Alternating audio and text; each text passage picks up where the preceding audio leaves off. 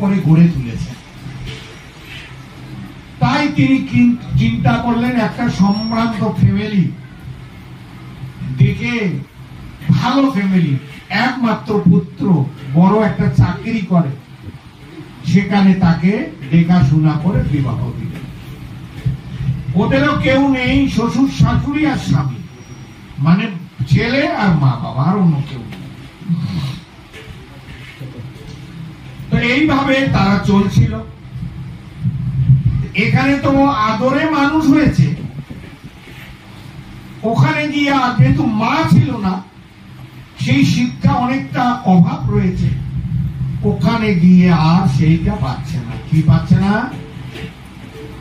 তো ওখানে তো নিজে করে খেতে হবে। কি ব্যক্তি শুয়ে থাকলে ব্যক্তি কেউ দিবে নাকি? নিজেকে করে খেতে হবে। এই জন্য শাশুড়ি মার সঙ্গে ঝগড়া।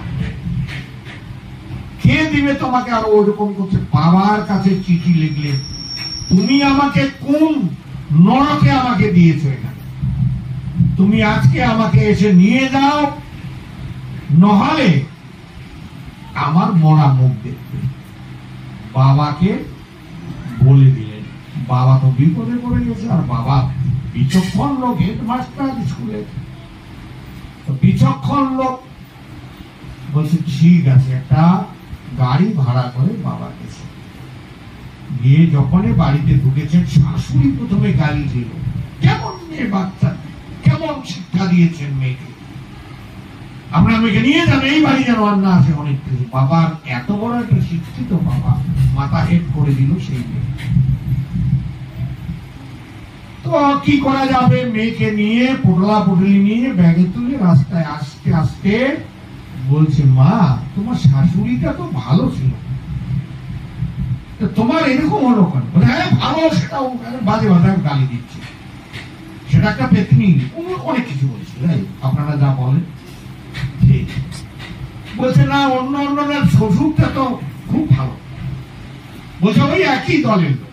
বলছে তোমার স্বামীটা তো শিবের মতো সরল ছিল। হ্যাঁ সরল, উল্টা ভাষা।